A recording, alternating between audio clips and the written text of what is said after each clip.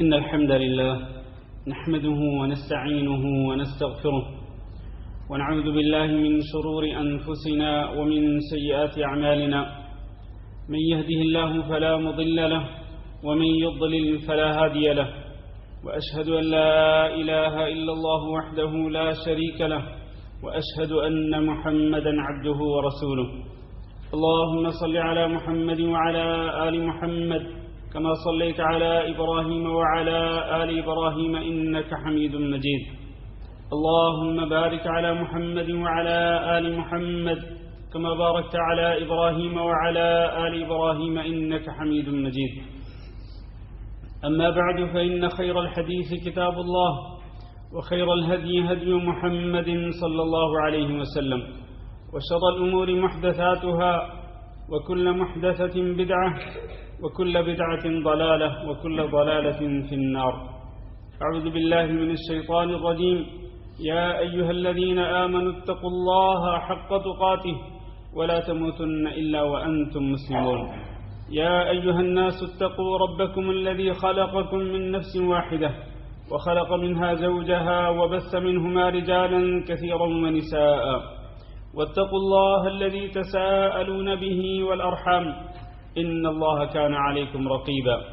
يا أيها الذين آمنوا اتقوا الله وقولوا قولا سديدا يصلح لكم أعمالكم ويغفر لكم ذنوبكم، ومن يطع الله ورسوله فقد فاز فوزا عظيما. قابل صد احترام دوستو، بزرگوں اور بھائیوں، یوں تو اللہ رب العزت کا ہر انسان پہ بڑا فضل ہے، اور ہر انسان پہ اللہ رب العزت نے بے شمار نعمتیں اللہ رب العزت نے ہر انسان کو عطا فرمائی ہیں، اور ہر انسان کو اللہ رب العزت نے بے شمار احسانات سے نوازا ہے. لیکن اللہ رب العزت کا سب سے بڑا فضل اور سب سے بڑا احسان وہ ہے جو اللہ رب العزت نے حضرت محمد بن عبداللہ صلی اللہ علیہ وسلم پہ کیا. اللہ رب العزت نے قرآن مجید میں خاص طور پر اس کا تذکرہ فرمایا کہ وَأَنزَلَ اللَّهُ عَلَيْكَ الْكِتَابَ وَالْحِكْمَةَ وَعَلَّمَكَ مَا لَمْ تَكُنْ تَعْلَمْ وَكَانَ فَضْلُ اللَّهِ عَلَيْكَ عَظِيمًا. کہ اللہ رب العزت نے آپ پر اے محمد صلی اللہ علیہ وسلم کتاب کو اور حکمت کو نازل فرمایا، اور آپ کو ان باتوں کی تعلیم دی کہ جن کا آپ کو پہلے سے علم نہیں تھا. وَعَلَّمَكَ مَا لَمْ تَكُنْ تَعْلَمْ، اور آپ کو اللہ رب العزت نے ان باتوں کی تعلیم دی جن کا آپ کو پہلے سے علم نہیں تھا. وَكَانَ فَضْلُ اللَّهِ عَلَيْكَ عَظِيمًا. اللہ رب العزت نے یہ چیزیں ذکر کر کے کہ اللہ نے آپ پہ کتاب بھی نازل فرمائی، حکمت بھی نازل فرمائی، اور آپ کو تعلیم بھی دی، ان باتوں کو ذکر کر کے فرمایا کہ اللہ رب العزت کا فضل آپ پہ بہت بڑا ہے. یہ کون سا فضل ہے اللہ رب العزت کا؟ ظاہر ہے کہ یہ وہ فضل ہے جس کے لیے اللہ رب العزت اپنے بندوں کو چنتا ہے. اللہ رب العزت اپنے بندوں کا انتخاب کرتا ہے، اور ان منتخب کردہ حضرات میں سے سب سے افضل حضرت محمد صلی اللہ علیہ وسلم، جن کو اللہ رب العزت نے منصب نبوت اور منصب رسالت پہ فائز کیا اور سب سے آخری نبی بنایا.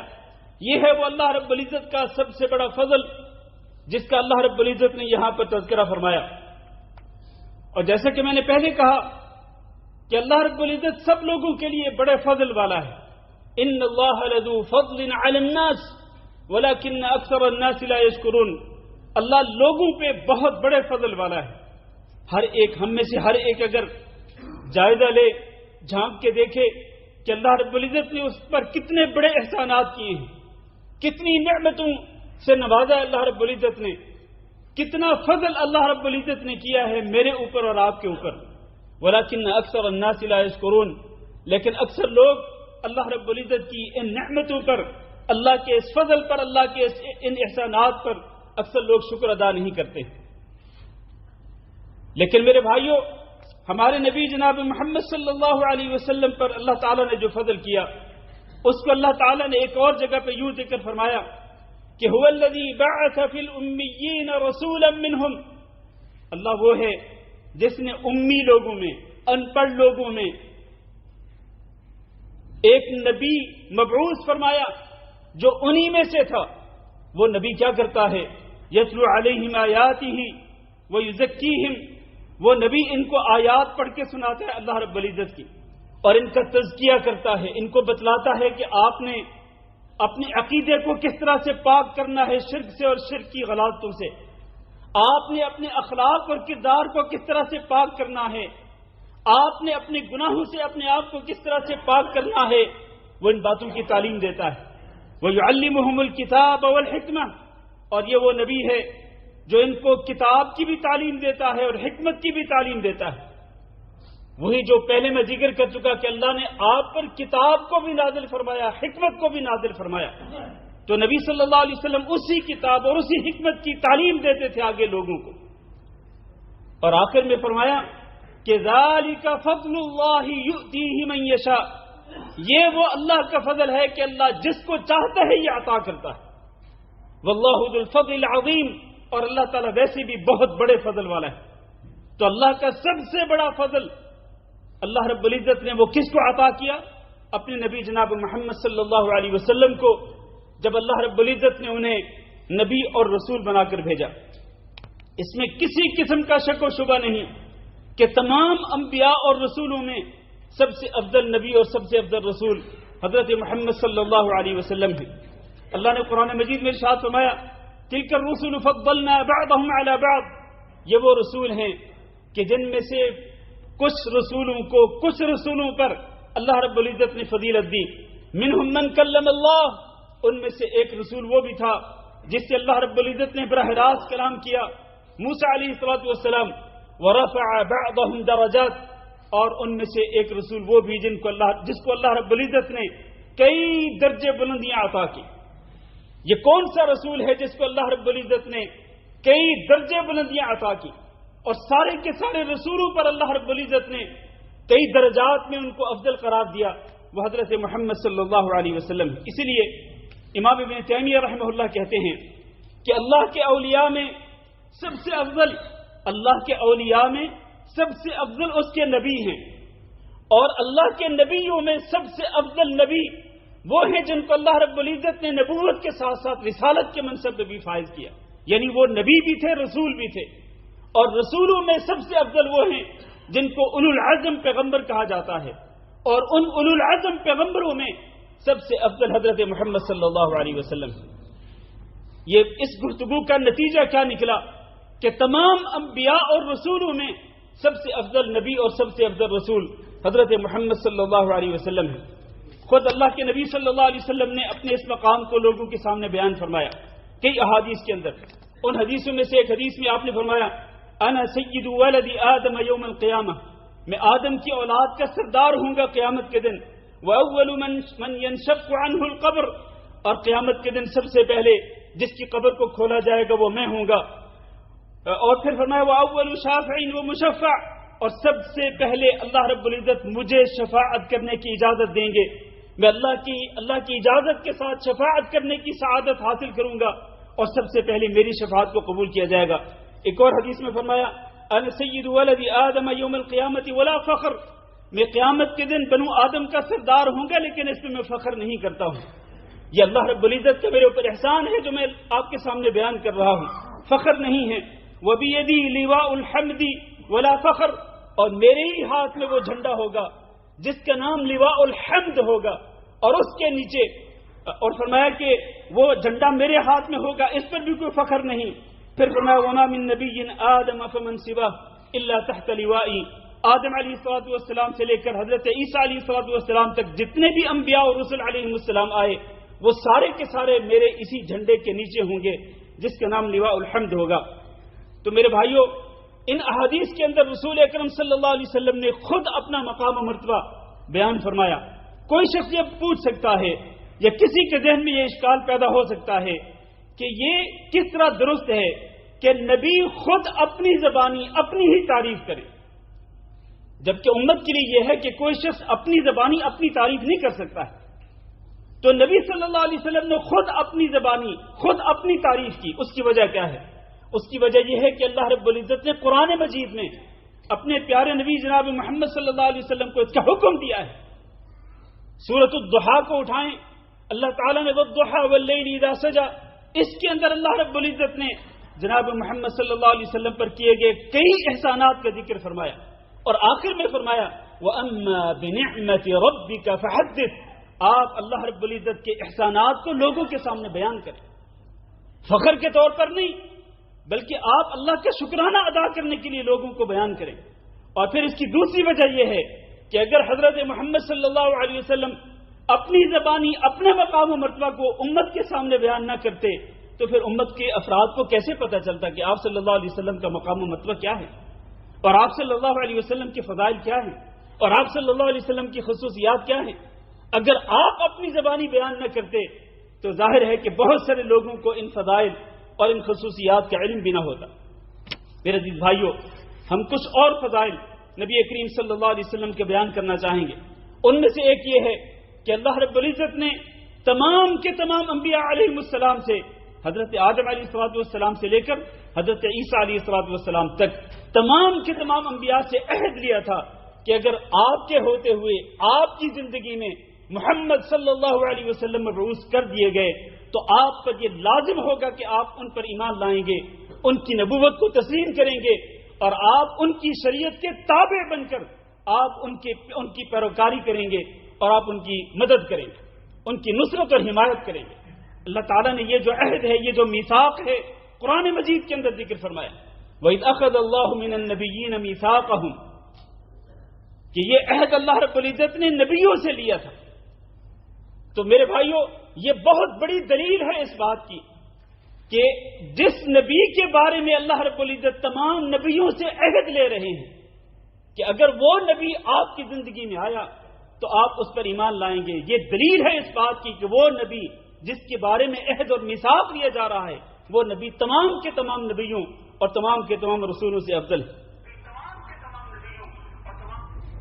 اسی طرح سے اللہ رب العزت نے قرآن مجید کے اندر متعدد انبیاء کا نام لے کر ذکر فرمایا، اور آپ کو یہ پتہ ہے کہ وہ سارے کے سارے نبی پہلے آئے اور ہمارے نبی سب سے آخری نبی ہیں، حضرت محمد صلی اللہ علیہ وسلم۔ لیکن قرآن مجید کے اندر اللہ رب العزت کے اس اسلوب کو جاننے کی کوشش کریں کہ جہاں بھی اللہ رب العزت نے انبیاء کو نام لے کر کے ذکر فرمایا وہاں انبیاء علیہ السلام کا ذکر بعد میں کیا، اور ان نبیوں کے سردار حضرت محمد صلی اللہ علیہ وسلم کا نام پہلے ذکر فرمایا۔ حالانکہ نبی پہلے آئے تھے، ہمارے نبی بعد میں آئے، ترتیب کے اعتبار سے تو ذکر ہمارے نبی کا بعد میں ہونا چاہیے تھا، لیکن اللہ رب العزت نے ان نبیوں کا ذکر بعد میں کیا اور ہمارے نبی صلی اللہ علیہ وسلم کا ذکر پہلے کیا۔ یہ بھی اس بات کی دلیل ہے کہ اگرچہ ہمارے نبی صلی اللہ علیہ وسلم آخر میں آئے، بعد میں آئے، لیکن پہلے آنے والے تمام انبیاء اور تمام رسولوں سے افضل تھے۔ اسی طرح سے ایک اور فضیلت کی دلیل یہ ہے، قرآن مجید کے اندر اللہ رب العزت نے انبیاء کو ان کے ناموں سے پکارا، یا آدم اسکن، یا آدم اسکن، کہ اے آدم تم جنت کے اندر رہائش اختیار کر لو، اور اسی طرح یا نوح اہبط بسلام، اے نوح تم سلامتی کے ساتھ اس کشتی سے نیچے اتر جاؤ، وَنَادَيْنَاهُ أَن يَا إِبْرَاهِيمُ یا موسیٰ یا عیسیٰ، مختلف انبیاء، یہ وہ انبیاء جن کے میں نے نام ذکر کیے اولو العزم پیغمبروں میں سے ہیں، اللہ نے ان کے بھی نام لے کر ان کو پکارا، لیکن پورے قرآن مجید کے اندر اللہ رب العزت نے یا محمد کہہ کر نہیں پکارا ہے، یا ایھا النبی کہا، یا ایھا الرسول کہا، یا ایھا المزمل کہا، یا ایھا المدثر کہا، صفاتی ناموں کے ساتھ اللہ رب العزت نے اپنے اس نبی کو پکارا۔ بلکہ اس نبی کے مقام و مرتبہ کی کیا کہیے کہ اللہ رب العزت نے اس نبی کو پکارنے کے آداب بھی سکھلا دیے ہیں آپ صلی اللہ علیہ وسلم کی امت کو۔ وَلَا تَجْهَرُوا لَهُ بِالْقَوْلِ كَجَهْرِ بَعْضِكُمْ لِبَعْضٍ أَن تَحْبَطَ أَعْمَالُكُمْ وَأَنْتُمْ لَا تَشْعُرُونَ، تم آپس میں ایک دوسرے کو جس طرح اونچی آواز سے پکارتے ہو اس طرح اونچی آواز سے اپنے نبی کو نہیں پکارنا ورنہ اگر تم اپنے نبی کو اونچی آواز سے پکارو گے تو تمہاری زندگی کے سارے اعمال صالحہ غارت اور برباد ہو جائیں گے. بے ادبی کرنے سے منع کر دیا. لا تجعلوا دعاء الرسول بینکم کدعاء بعضکم بعضا. یہ آداب جو اللہ رب العزت نے اپنے نبی کو پکارنے کے سکھلائے ہیں، یہ اس بات کی دلیل ہے کہ اس نبی کا مقام و مرتبہ اللہ کے نزدیک بہت اونچا ہے، اور آپ صلی اللہ علیہ وسلم کی شان اور آپ کی فضیلت بہت زیادہ ہے جن کو ہم لفظوں میں بھی بیان نہیں کر سکتے. اسی طرح میرے بھائیوں، نبی کریم صلی اللہ علیہ وسلم نے اپنی کچھ خصوصیات کا ذکر فرمایا. فرمایا فضلت علی الانبیاء بست، مجھے نبیوں پر دیگر انبیاء پر 6 چیزوں کے ساتھ فضیلت دی گئی. اعطیت جوامع الکلم، پہلی خصوصیت یہ ہے کہ مجھے جامع کلمات کہنے کی توفیق اور صلاحیت دی گئی. دوسری یہ ہے کہ ونصرت بالرعب، اللہ تعالیٰ نے میرا رعب اور دبدبہ قائم کر دیا ہے. میں 1 مہینے کی مسافت پہ ہوتا ہوں، میرے دشمن کے دل میں اللہ رب العزت رعب اور دبدبہ پیدا کر دیتا ہے. اور وہ احلت لی الغنائم، جنگ ہو تو جنگ کے اندر کافروں کا جو مال مسلمانوں کے قبضے میں آئے تو وہ مال غنیمت جو ہے وہ میری امت کے لیے حلال کیا گیا ہے. چوتھی یہ کہ یہ زمین جو ہے یہ میرے لیے پاک بنا دی گئی ہے، اس زمین کے ذریعے میں پاکیزگی حاصل کر سکتا ہوں. زمین کی مٹی کے ذریعے، اگر پانی نہ ہو تو مٹی کے ذریعے میں پاکیزہ ہو سکتا ہوں. اور اسی طرح پوری زمین کو میرے لیے مسجد یعنی سجدہ بنا دیا گیا ہے، اور مجھے تمام کے تمام لوگوں کی طرف نبی بنا کے بھیجا گیا ہے، اور میرے ذریعے نبیوں کے سلسلے کو ختم کیا گیا ہے. یہ وہ خصوصیات ہیں جو اللہ رب العزت نے اس پیارے نبی حضرت محمد صلی اللہ علیہ وسلم کو عطا فرمائی. حافظ ابن حجر نے ایک کتاب کے اندر لکھا ہے جس کا نام شرف المصطفیٰ ہے، اس کے اندر لکھا ہے کہ نبی صلی اللہ علیہ وسلم کی وہ خصوصیات جو صرف اور صرف آپ صلی اللہ علیہ وسلم کو عطا کی گئیں اور آپ کے علاوہ کسی نبی کو عطا نہیں کی گئی، ان کی تعداد 60 تک پہنچتی ہے. 60 خصوصیات اللہ رب العزت نے اپنے نبی حضرت محمد صلی اللہ علیہ وسلم کو عطا فرمائی.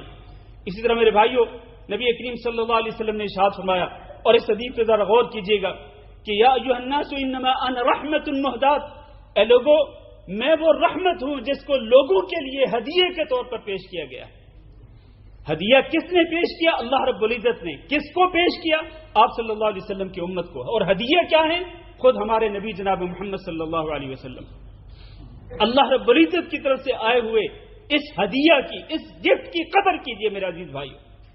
آج لوگ آپ صلی اللہ علیہ وسلم کے صرف نام کی حد تک آپ سے محبت کا دعویٰ کرتے ہیں، آپ کے مقام و مرتبہ کو نہیں پہچانتے، آپ کی شان اور آپ کی قدر و منزلت کو نہیں پہچانتے، آپ کی احادیث اور آپ کی سنن مبارکہ کی قدر و منزلت کو نہیں پہچانتے.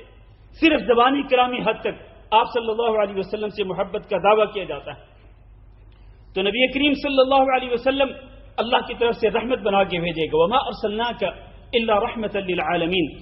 اللہ کے نبی صلی اللہ علیہ وسلم مومنوں کے لیے بھی باعث رحمت تھے، اسی طرح کافروں کے لیے بھی باعث رحمت تھے. آپ صلی اللہ علیہ وسلم مردوں کے لیے بھی باعث رحمت، آپ صلی اللہ علیہ وسلم عورتوں کے لیے بھی باعث رحمت، آپ صلی اللہ علیہ وسلم بوڑھوں کے لیے بھی باعث رحمت، اور آپ صلی اللہ علیہ وسلم بچوں کے لیے بھی باعث رحمت، حتیٰ کہ آپ صلی اللہ علیہ وسلم حیوانات اور جانوروں کے لیے بھی باعث رحمت. میں نے جو کہا کہ کافروں کے لیے بھی آپ صلی اللہ علیہ وسلم کو باعث رحمت بنا کے بھیجا گیا، اس کی ایک دلیل یہ ہے کہ اللہ تعالیٰ نے فرمایا وما كان الله معذبهم وانت فيهم، جب تک آپ اے محمد صلی اللہ علیہ وسلم ان میں موجود ہیں اس وقت تک اللہ رب العزت ان پہ عذاب نازل کرنے والا نہیں. تو گویا کہ آپ صلی اللہ علیہ وسلم کی جو ذات گرامی تھی وہ باعث رحمت تھی ان کافروں کے لیے بھی، کہ ان کی وجہ سے اللہ رب العزت نے کافروں کو اپنا عذاب نازل کرنے سے ان کو بچا لیا. تو اس طرح نبی صلی اللہ علیہ وسلم کافروں کے لیے بھی باعث رحمت. نبی صلی اللہ علیہ وسلم لوگوں کو ان کی کمر سے کھینچ کھینچ کے ان کو اپنی طرف لاتے تھے کہ تاکہ یہ لوگ جہنم کی طرف نہ جائیں اور جہنم سے نجات پا کر یہ جنت کی طرف آ جائیں. تو کیا یہ رحمت نہیں تھی نبی صلی اللہ علیہ وسلم کی کافروں کے لیے کہ اللہ کے نبی صلی اللہ علیہ وسلم کسی آدمی کو جہنم سے نجات دلانے کا ذریعہ بن جائیں اور اس کو جنت کی طرف لے کے جائیں؟ تو یقیناً یہ نبی صلی اللہ علیہ وسلم کے بارے میں جو اللہ تعالی نے فرمایا کہ ہم نے آپ کو رحمت للعالمین بنا کے بھیجا ہے، تو یہ اسی بات کی دلیل ہے. آخر میں ایک بات عرض کرتا چلوں کہ جس طرح ہمارے نبی جناب محمد صلی اللہ علیہ وسلم تمام کے تمام انبیاء اور رسولوں سے افضل نبی اور افضل رسول ہیں، اسی طرح آپ صلی اللہ علیہ وسلم کی یہ امت بھی باقی تمام امتوں سے فضیلت رکھتی ہے. اس امت کا مقام و مرتبہ جو ہے وہ باقی تمام امتوں سے زیادہ ہے. اور وہ بھی اللہ رب العزت نے قرآن مجید کے اندر بیان فرما دیا کہ کنتم خیر امت اخرجت للناس تأمرون بالمعروف وتنہون عن المنکر. یہ امت جو ہے اس کی بھی بہت ساری خصوصیات ہیں. ان میں سے ایک یہ ہے کہ یہ امت تمام امتوں میں سب سے زیادہ اونچا اور اعلیٰ مقام و مرتبہ رکھتی ہیں. میرے بھائیوں، ہمارے نبی جناب محمد صلی اللہ علیہ وسلم اپنی اس امت کے لیے کتنے فکر مند رہتے تھے. اس کی ایک دلیل یہ ہے کہ ایک حدیث میں نبی کریم صلی اللہ علیہ وسلم نے ارشاد فرمایا کہ ان ربی استشارنی فی امتی ماذا افعل بہم. میرے رب نے مجھ سے مشورہ طلب کیا میری امت کے بارے میں کہ ماذا افعل بہم، کہ میں آپ کی اس امت کے بارے میں کیا کروں. میرے رب نے مجھ سے مشورہ طلب کیا میری امت کے بارے میں.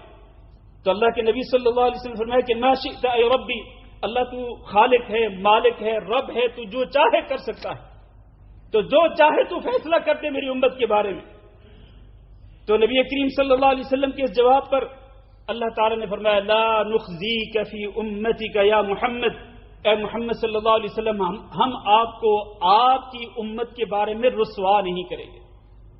ایسا نہیں ہوگا کہ آپ قیامت کے دن موجود ہوں اور آپ کے سامنے آپ کی امت کی وجہ سے آپ کو رسوا کیا جائے، آپ کو ذلت و خواری کا سامنا کرنا پڑے. ایسا نہیں ہوگا.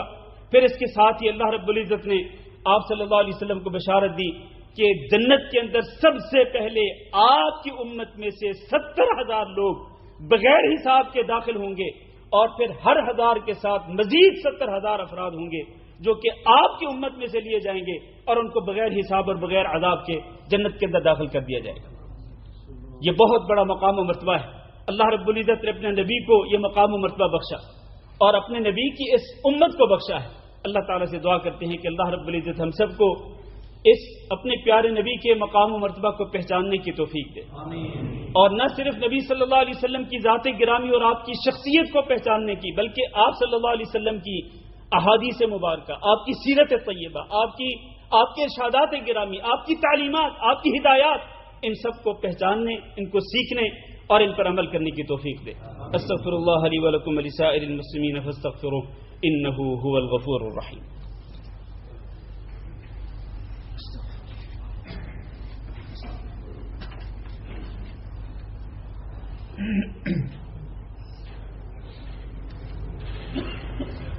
إن الحمد لله نحمده ونستعينه ونستغفره ونعوذ بالله من شرور أنفسنا ومن سيئات أعمالنا.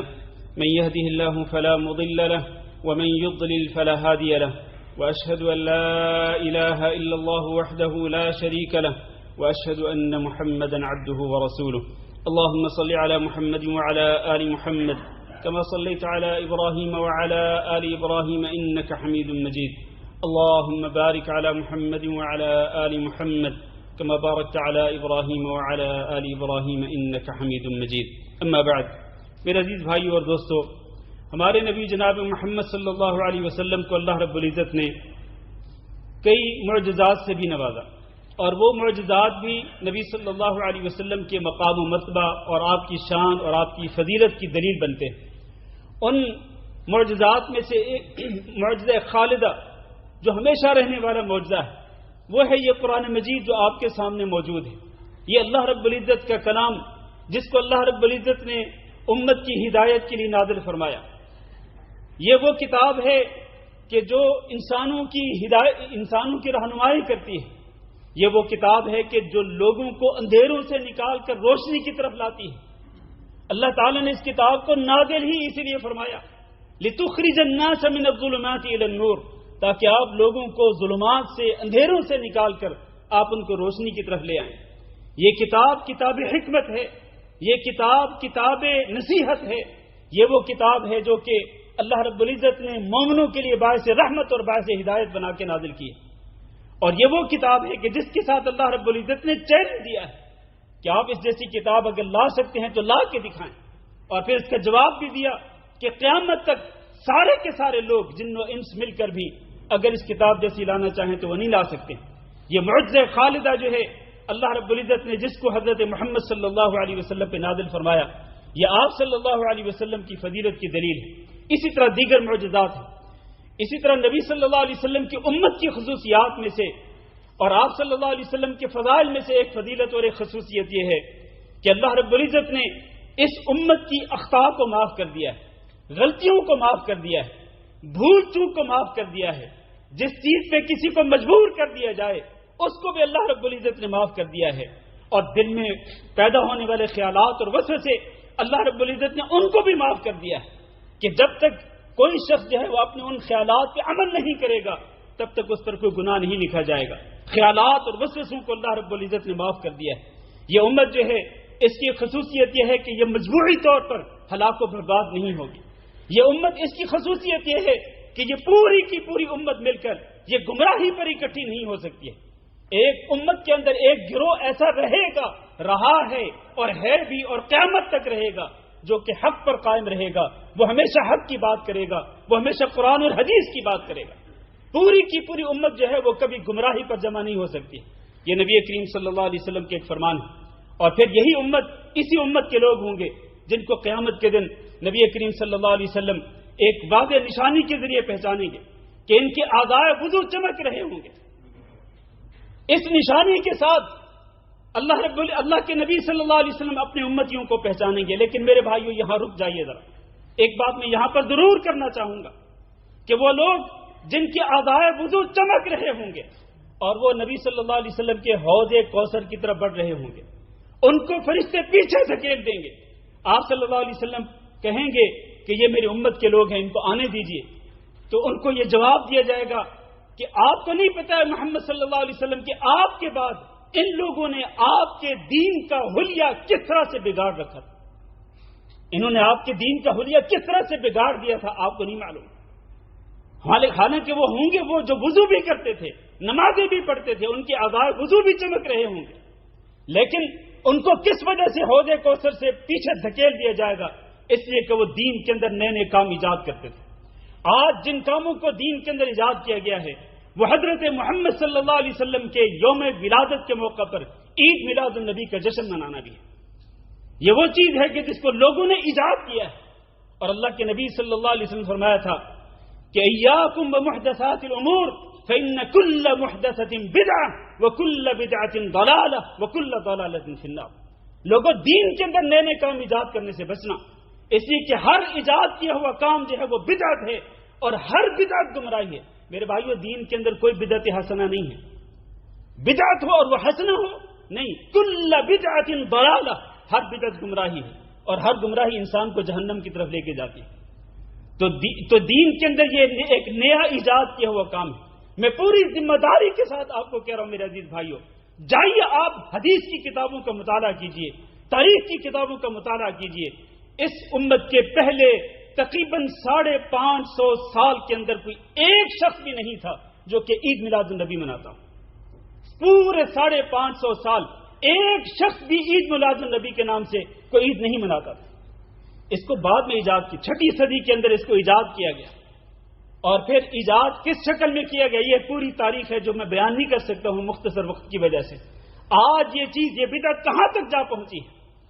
آج تو معاملہ یہاں تک جا پہنچا ہے کہ لوگ عید میلاد النبی مناتے ہیں, باقاعدہ عید کی نماز بھی پڑھتے ہیں, 12 ربیع الاول کو جشن مناتے ہیں, جلوس نکالتے ہیں, باقاعدہ مسجد نبی کے اوپر جو ایک گنبد خضرا ہے اس کے ماڈل بنا کر جلوس کے اندر لائے جاتے ہیں. اور پھر نوجوان لڑکیاں بغیر کسی پردے کے وہ اس جلوس کے اندر شریک ہوتی ہیں. اور بلکہ بات اب اس سے بھی آگے بڑھ چکی ہے میرے عزیز بھائیوں. آج سوشل میڈیا نے سب کچھ دکھلا دیا ہے, کوئی چیز چھپی نہیں رہ گئی ہے کہ لوگ گانا جو ہے وہ بجایا جاتا ہے اور پھر نوجوان لڑکیاں جو ہیں وہ اس پر ناچتے ہیں, رقص کرتے ہیں اور کہا جاتا ہے کہ یہاں پر جشن عید میلاد النبی منایا جا رہا ہے. نوجوان لڑکیوں کا یہ ڈانس اور یہ ناچ گانے میں شریک ہونا, یہ کون سی خوشی ہے یہ نبی صلی اللہ علیہ وسلم کی میلاد کے موقع پر؟ یہ ساری باتیں وہ ہیں جو کہ خرافات ہیں میرے عزیز بھائیوں. تو میرے بھائیوں, نبی کریم صلی اللہ علیہ وسلم سے سچی محبت کریں. سچی محبت کا تقاضا یہ ہے کہ آپ صلی اللہ علیہ وسلم کی سنت کی اتباع کریں. آپ صلی اللہ علیہ وسلم کے سچے صاف شفاف دین کی اتباع کریں اور اس دین کو بدعات سے پاک کریں، گھڑی ہوئی بدعات سے اپنے آپ کو بچانے کی کوشش کریں اور آئندہ کسی نئی بدعت کے اندر شریک نہ ہوں، اس گناہ کے اندر شامل نہ ہوں، ورنہ یاد رکھیں قیامت کے دن آپ بھی جو کہ نمازیں بھی پڑھتے ہیں، وضو بھی کرتے ہیں اور آپ کے عذاب بھی چمک رہے ہوں گے، اگر آپ ان بدعات کی نشر و اشاعت کے اندر ملوث ہوتے ہیں، قیامت کے دن نبی کریم صلی اللہ علیہ وسلم کے سامنے کس طرح سے آئیں گے؟ جبکہ نبی صلی اللہ علیہ وسلم جو ہے وہ آپ صلی اللہ علیہ وسلم کو بتلایا جا کے کہ یہ وہ لوگ تھے کہ جو دین کا حلیہ بگاڑتے تھے، پھر فرشتے آپ کو دھکے دے کر آپ کو پیچھے دھکیل دیں گے، پھر آپ کس طرح سے نبی صلی اللہ علیہ وسلم کا سامنا کریں گے؟ پھر کس طرح سے نبی صلی اللہ علیہ وسلم کی شفاعت آپ کو نصیب ہوگی؟ اللہ تعالیٰ سے دعا کرتے ہیں کہ اللہ ہم سب کو حق بات کو سمجھنے اور حق بات پر عمل کرنے کی توفیق دے. اللهم اغفر لنا وللمؤمنين والمؤمنات وللمسلمين والمسلمات الأحياء منهم والأموات. اللهم إنا نسألك العفو والعافية والمعافاة الدائمة في الدنيا والآخرة. اللهم إنا نسألك رضاك والجنة ونعوذ بك من سخطك والنار. اللهم فرج هم المهمومين ونفس كرب المكروبين وقض الدين عن المدينين واشف مرضانا ومرضى المسلمين. اللهم آمنا في أوطاننا واجعل هذا البلد آمنا مطمئنا وسائر بلاد المسلمين. عباد الله، إن الله يأمر بالعدل والإحسان وإيتاء ذي القربى وينهى عن الفحشاء والمنكر والبغي يعظكم لعلكم تذكرون. سبحان ربك رب العزة عما يصفون وسلام على المرسلين والحمد لله رب العالمين.